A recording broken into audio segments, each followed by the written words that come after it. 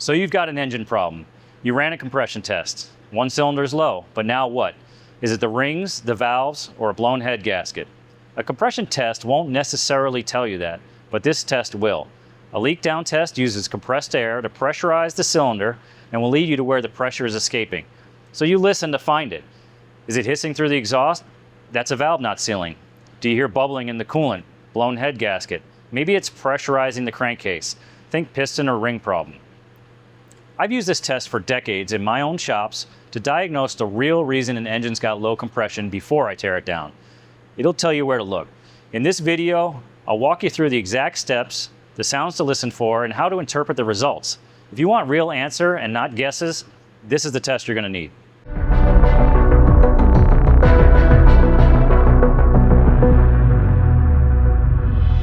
Before we dive into this topic of leak down tests, I want to let you know this is actually part 2 in a little diagnostic series that we've done. The first part we did released a week ago or so, and that was the compression test on this engine. Now, we did a compression test and we came up with some results on here that indicated that we had some possibly worn piston rings, worn cylinders. Car's got 115,000 miles on it. So we wanted to follow up that test with what you would do if you wanted to confirm that you had some rings leaking. We're going to do a leak down test. So that's where we're headed with this video. If you didn't get to watch the first one, you can certainly watch this one first and go back and watch that one. But if you understand compression tests, you'll understand where we're getting at. We had some compression readings here, about 170 PSI, still well within specifications. But once we added some oil to the cylinders and did a wet test, we determined that we had compression readings all the way up to near the upper end of the specifications, about 220 PSI.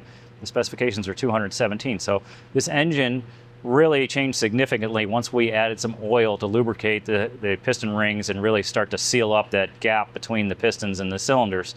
And that's why we're going to do a leak down test on here. And we also want to pinpoint what the purpose of a leak down test and what other problems we can find with a leak down test. And it's really kind of secondary step to any compression test. So if we're doing a compression test and we find something mechanically wrong with an engine, we want to follow it up with a leak down test, determine where that problem is before we disassemble the engine, before we do the tear down on it.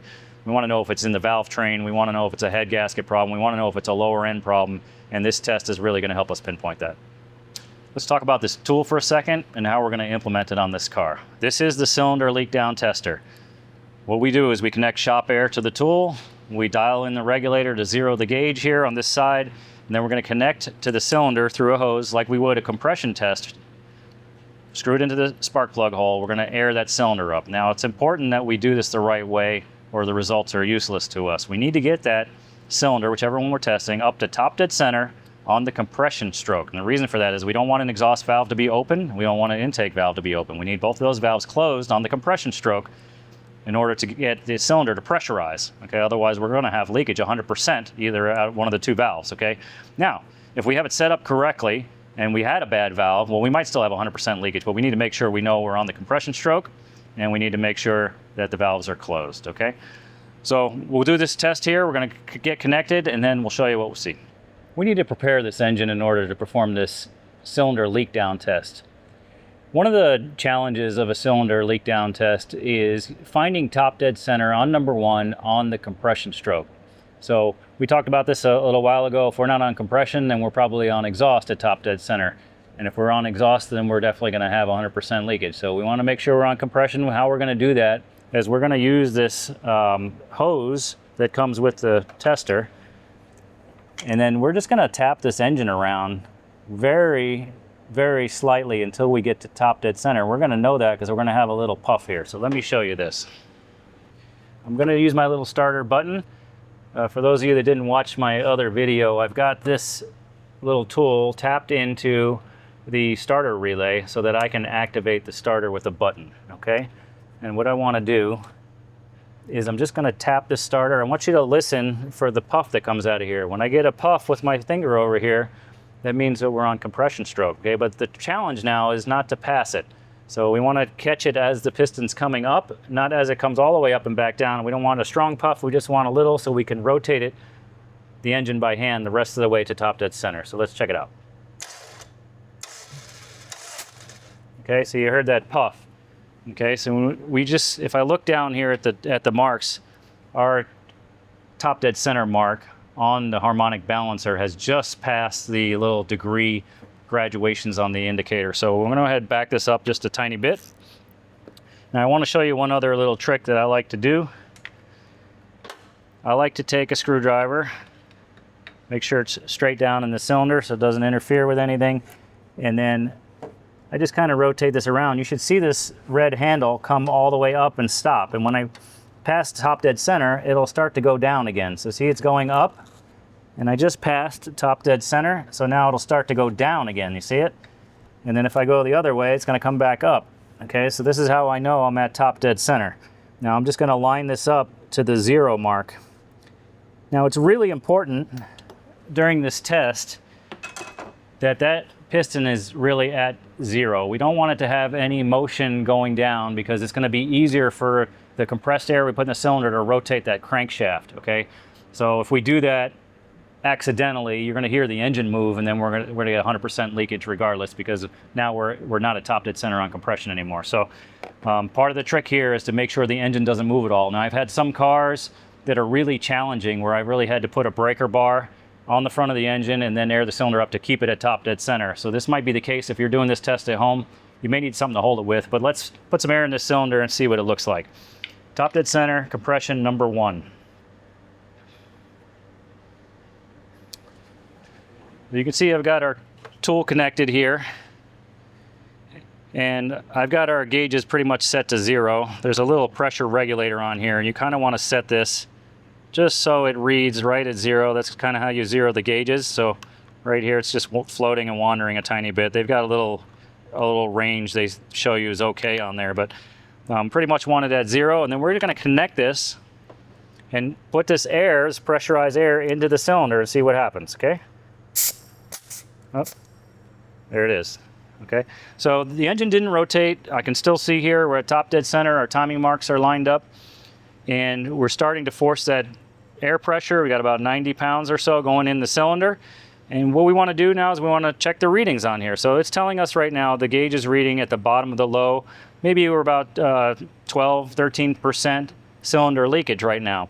So it's in the low range.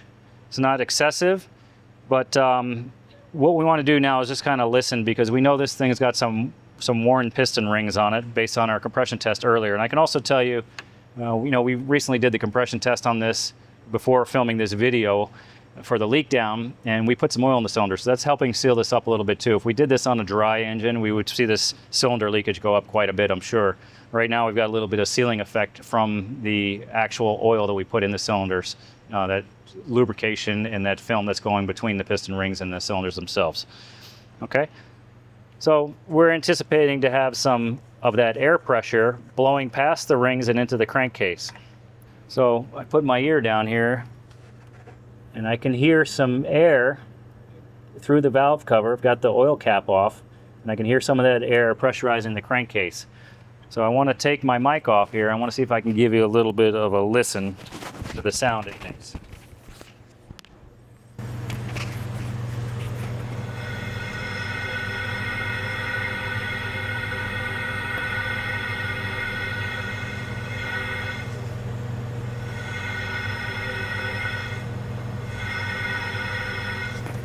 All right, so hopefully that comes out for you on the audio, but this is what we're going to listen for with the cylinder leak down test. If we've got some pressure escaping somewhere, it's going to make some sound. So it's important you have a quiet atmosphere to do that. I do have a evaporative cooler running behind me, but I can still hear it pretty well on this one, so hopefully the mic has picked it up.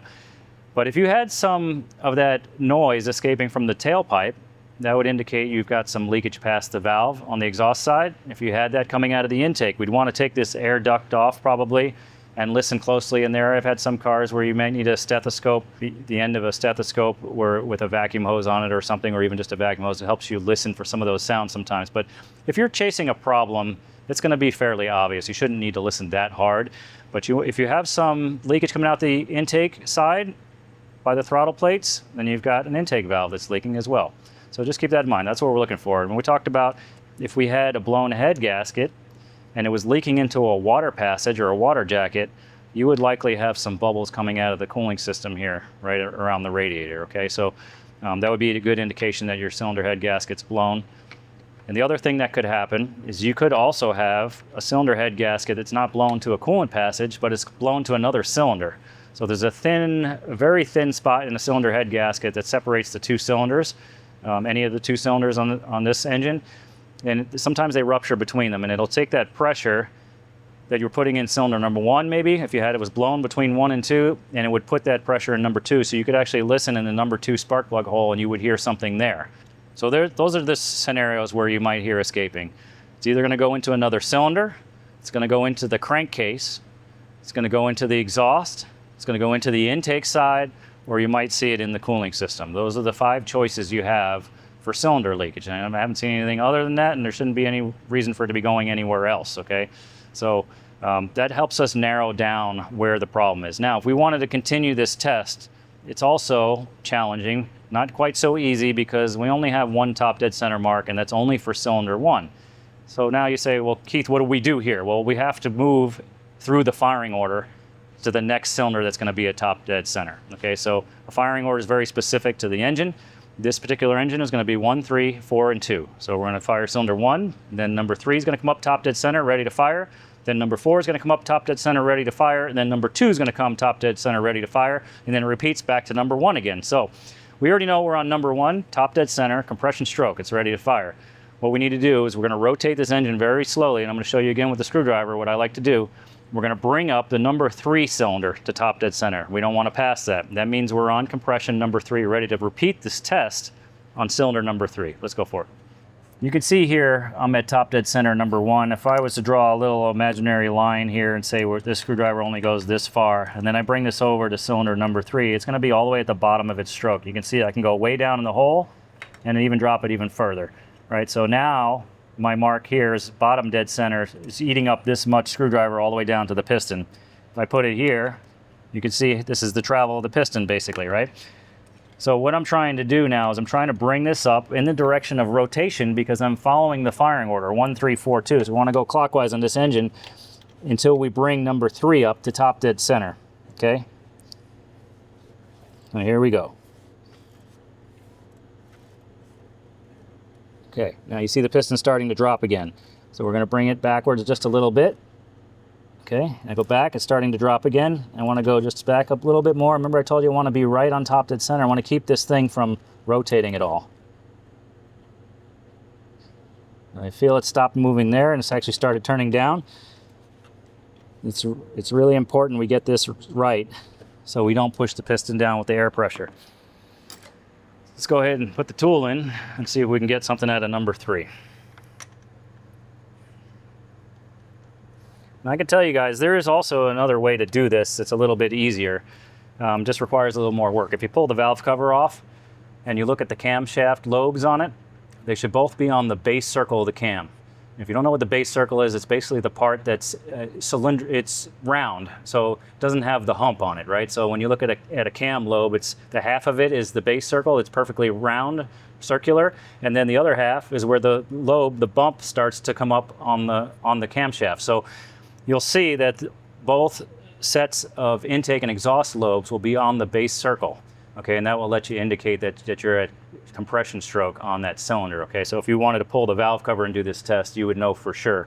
If that allows you to kind of do this without following the firing order so much, you can kind of just do one cylinder at a time. You're just going to do a lot of rotating on the engine. Right now, all I have to do is turn it a little bit each way to get the next cylinder in the firing order up at top dead center. So let's get some air in here and see what this one does. Okay, so I just felt the engine rotate, so that didn't work out so good. Let's try it again.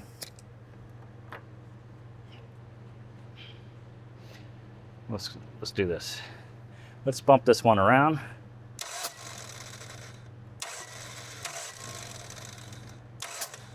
All right, let's try that.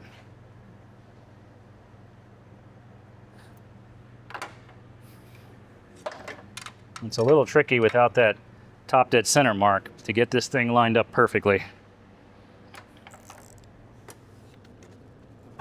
Okay.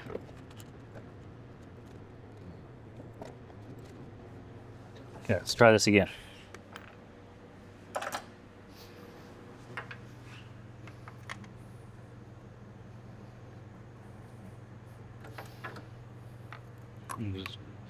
Zero my gauge a little here.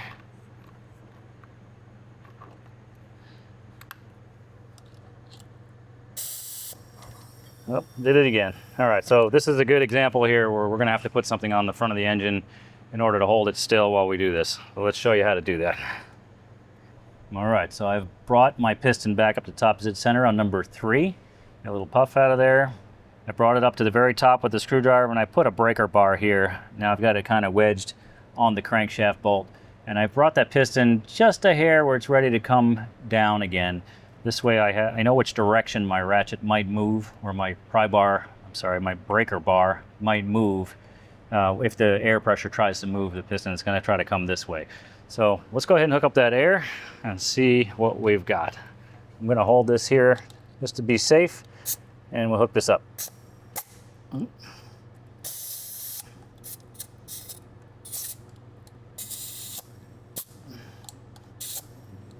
All right, could use 2 hands for that, but all right, so you see we're pretty good right now, and we've got it right where we need it, and it actually looks like it's going to stay right where it's at right now that we must have it in the right spot. So this is what I'm trying to tell you. Sometimes it's a little tricky to get that where the piston doesn't push down. Right now we're good. So if you look at the gauge on this cylinder, we're sitting, right around 8 or 10%, which is really good. So we don't have much going on here to look at, but you can see the process. Now we're going to move on. We'll go over to cylinder number 4. It's the next in the firing order.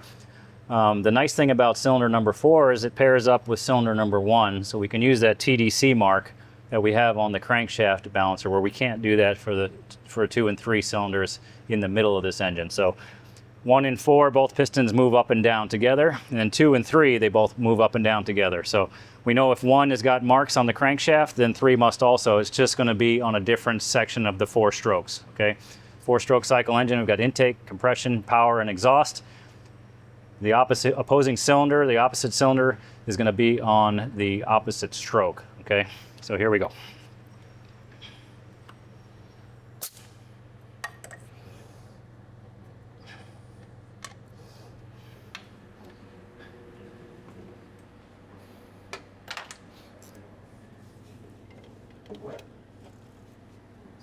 So I want you to see number 4 cylinder is down, number 3 is up, right? Right here, up and down. Look how far it goes. Okay, so we're looking for number 4 next in the firing order. So we can rotate this crankshaft now until the TDC mark lines up. There it is. Now right on 0, and we're at the top of the stroke, ready to check the next cylinder. I'm gonna go ahead and insert the hose. And hopefully this one doesn't spin on us either. Let's see. Okay, perfect. So again, you can see on the gauge here, we're about the same as that last cylinder, maybe 8% leakage on here, which is really good. So most of these cars that we look at here, we see them somewhere in that range, somewhere between, probably 8 and 20% even on older cars. So you can see here on the gauge, it tells you all the way up to 40% is still kind of acceptable. Depends on the car, but a good running car shouldn't be all the way at 40% cylinder leakage. We want to see that closer to where this is now, where it's maybe 10% is really good. All right, we've got 1 cylinder left to do the leak down on, cylinder number 2. I said the firing order is 1, 3, 4, and 2. So 2 is the last one we have to check. That piston is all the way down now. See it? If I go over here to 4 is all the way up. Look how much space I have, right?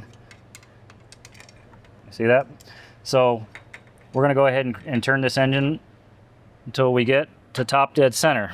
Now this is going to be the same problem we had with cylinder number 3, is that we don't have any mark we can line up here. So we're just going to have to trust the screwdriver to show us where the piston is all the way at the top.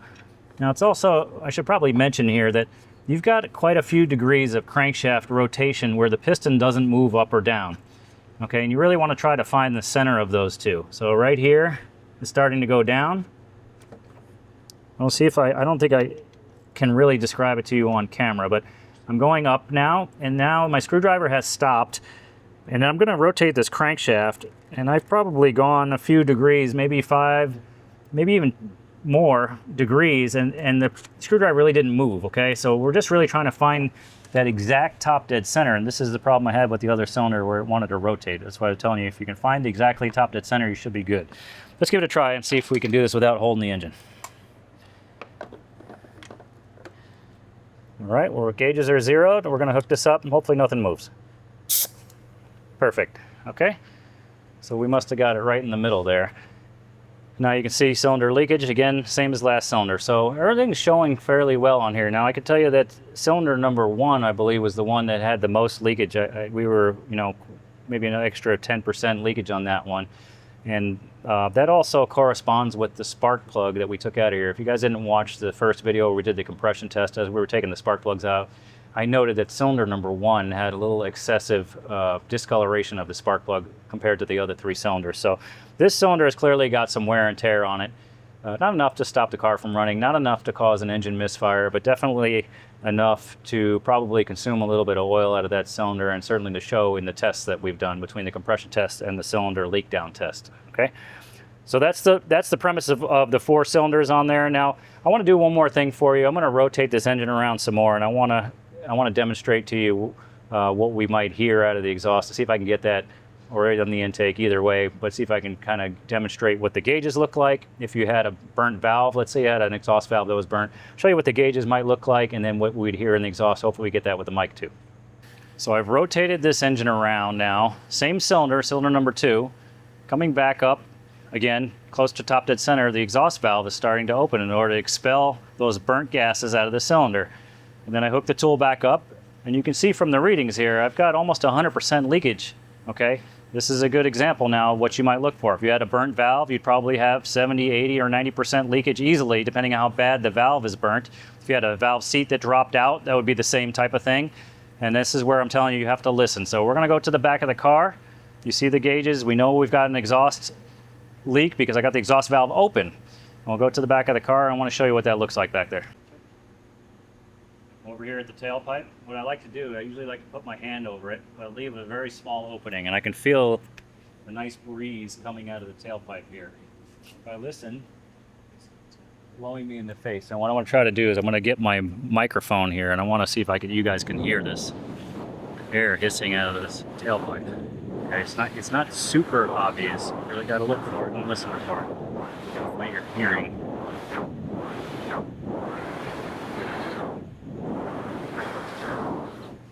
Hopefully you're hearing that air hissing out the tailpipe. So this is what we're looking for.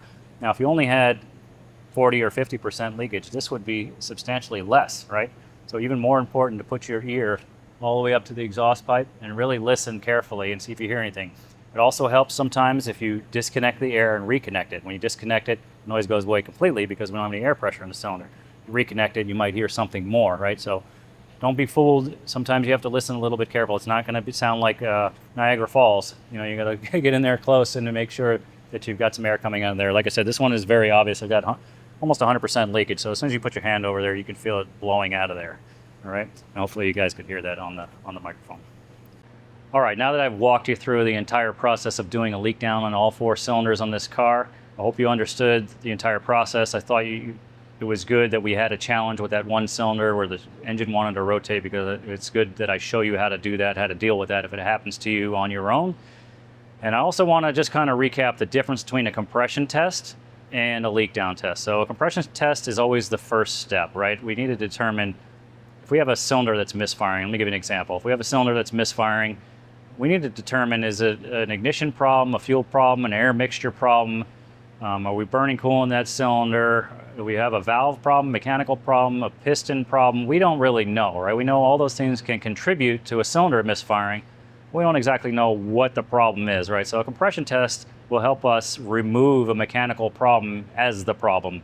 So it could be something else. And when I say mechanical problem, you know, a fuel injector failing, I would consider more of a mechanical problem than an electrical problem. So I don't want to be too off base on that, but when I say mechanical problem, I mean engine mechanical problem, something going on internally, right? So once we determine we have a low compression on a cylinder, then it's time to break out the leak down test to determine where it is. So again, the compression test kind of identifies where the problem is. Is it engine mechanical or is it something else? And then the leak down test is going to help us identify where in the engine the problem is. Is it upper end of the engine, meaning cylinder head, valve problem? head gasket problem maybe, or lower end of the engine, pistons, piston rings, cracked block, any of those things, okay? So I just want to make sure you guys understand when to use which test, and always start with the compression test first before you go for the leak down test. Hope that all makes sense to you. If you guys didn't get a chance to watch that video we released on how to do the compression test, I recommend you watch that first because it really builds into and leads into this video. You can understand what we went through and why we bother doing the leak down test on here at all in the first place. But I think it's more helpful to you to watch that one if you haven't seen it already. Thanks for following along in this content. I hope this is a test you can apply in your diagnostic skill set. You may have to go out and buy a leak down tester if you want. I'll put a link in the description down below to a decent brand that is not as expensive as a snap-on leak down tester. You don't want to have to spend that much money. I'll find you something here that's suitable for home use on a rare occasion, let's call it. So thanks for watching. Make sure you like and subscribe. Got more content for you right down here. Stick with us. New videos coming out every Thursday. We'll see you in the next one.